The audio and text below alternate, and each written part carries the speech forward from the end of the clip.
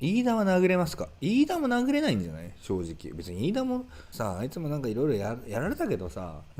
その会長辞任が辞めさせられたかよくわからんけど辞めて、まあちょっとなんだろうな、追い詰められたわけじゃん。だからもうこれ以上なんかね、追い詰められた人が必要に誰かのことをなんかずっと言うのは違うと思うから、別に飯田のことも悪く言うつもりはないしただあいつがなんかいろんなこと言ったからああいう動画出しただけで、だから別に飯田のことも殴れって言われても殴れないと思うしね、分からんけど